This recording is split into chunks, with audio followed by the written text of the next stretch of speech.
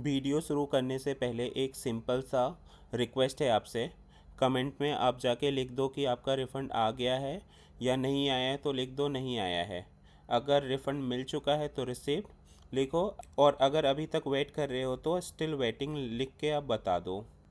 ये ज़रूरी इसलिए है क्योंकि आज जो लेटेस्ट इनकम टैक्स पोर्टल का डेटा मैं आपको दिखाने जा रहा हूँ, उससे हमें रियल टाइम समझ आएगा कि रिफ़ंड स्पीड का क्या पैटर्न चल रहा है, कौन सा डेट्स फास्ट प्रोसेस हो रहे हैं और कहाँ डिले आ रहा है। अब डेटा को सिंपल लैंग्वेज में समझते हैं। आपके सामने 30 नवंबर से लेके 11 दिसंबर तक का डेटा प्रेजेंट है, जिसमें मैंने 30 नवंबर में क्या डेटा था और 11 दिसंबर तक जो डेटा अवेलेबल है क्या डेटा है, उसका एक सिंपल कंपैरिजन है जो आपको समझने में ईजी रहेगी। 11 दिसंबर तक का पीरियड देखें तो फाइलिंग और वेरिफिकेशन ठीक ठाक पेस में है, मतलब लोग अपनी रिटर्न्स फाइल कर भी रहे हैं और वेरीफाई भी कर रहे हैं। रजिस्टर्ड यूजर में बहुत ही हल्का सा इंक्रीज है। इसका ये सिंपल मतलब है सिस्टम पर नए लोग ऑलमोस्ट नहीं आ रहे हैं, जो लोग एक्टिव थे वही कंटिन्यू कर रहे हैं और पोर्टल अपने पीक सीजन को क्रॉस कर रहा है। लेकिन असली कहानी यहाँ से शुरू होती है। जो आईटीआर प्रोसेस्ड 30 नवंबर को 7.02 करोड़ था, वो 11 दिसंबर यानी कि केवल 11 दिन में 7.58 करोड़ हो गया, यानी कि 0.56, मतलब 5,60,000 का शार्प जंप। मतलब मान के चलो कि सिर्फ केवल 11 दिन में लगभग 5.6 लैक्स रिटर्न जो वेरीफाइड थे वो प्रोसेस हो चुके हैं। ये कोई नॉर्मल जंप नहीं होता। ये तब होता है जब डिपार्टमेंट बैकएंड में नॉन स्टॉप स्पीड से काम कर रहा हो।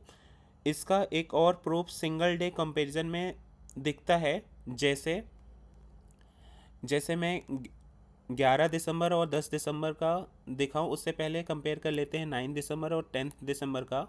आप देख पाओगे आईटीआर जो 9 तारीख को जो total number of ITR process हुए थे वो 7.5 करोड़ थे, जो कि 10 दिसंबर मतलब अगले एक दिन में 7.5 करोड़ हुआ, यानी कि सिर्फ 1 लाख रिटर्न प्रोसेस हुए थे। लेकिन यही डेटा मैं 11 दिसंबर और 10 दिसंबर का कंपेयर करूँ तो जो नंबर ऑफ आईटीआर प्रोसेस थे ना 7.58 करोड़ हो गए हैं फ्रॉम 7.55 करोड़, यानी कि एक दिन में शार्प जंप। जो पिछले 9 तारीख से 10 तारीख में 1 लाख प्रोसेस हुए थे, वहीं 10 से 11 के बीच में 3 लाख रिटर्न प्रोसेस हो गए। मतलब आप समझ रहे हो स्पीड। ये क्लियरली शो करता है कि सिस्टम अब टर्बो मोड में आ चुका है और इसका आपके रिफंड पर डायरेक्ट इम्पैक्ट होता है। जब प्रोसेसिंग स्पीड अप होती है, जनरली अगले 10 से 15 दिन में रिफंड क्रेडिट का फ्लो भी फास्ट हो जाता है। इसलिए दिसंबर एंड तक काफ़ी लोगों के हो सकेगा 100% रिटर्न जितने वेरीफाइड है वो सारे प्रोसेस हो जाएंगे। दिसंबर एंड तक काफ़ी लोगों के रिफंड्स आ जाएंगे, स्पेशली उन लोगों के जिनके केस सिंपल हैं जैसे ITR 1। बट रिफंड डिले का कॉमन रीज़न भी है जो कि बहुत सिंपल है, जैसे कि AIS या TDS का mismatch, risk profiling, bank account validation cases, refund batch wise release होना। कई लोगों का पोर्टल पे स्टेटस प्रोसेस्ड आ गया होता है पर रिफंड क्रेडिट नहीं होता। ये बिल्कुल नॉर्मल है क्योंकि रिफंड बैचेज में इशू होते हैं।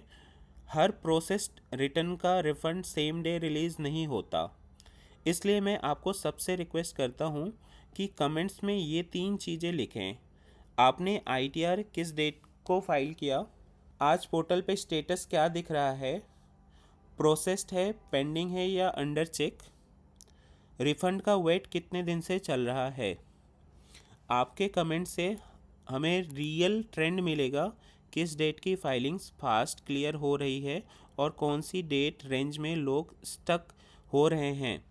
ये इन्फॉर्मेशन हर व्यूवर्स के लिए यूजफुल होता है। जो कंपैरेटिव नंबर्स आप स्क्रीन पर देख रहे हो, 30 नवंबर वर्सेस 11 दिसंबर, 9 दिसंबर वर्सेस 10 दिसंबर, 10 दिसंबर वर्सेस 11 दिसंबर, ये सब एक ही चीज़ कंफर्म करते हैं। प्रोसेसिंग स्पीड तेज़ी से बढ़ रही है, बैकलॉग एग्रेसिवली क्लियर हो रहे हैं, रिफंड साइकिल इम्प्रूव हो रहा है, दिसंबर एंड का पिक्चर पॉजिटिव लग रहा है।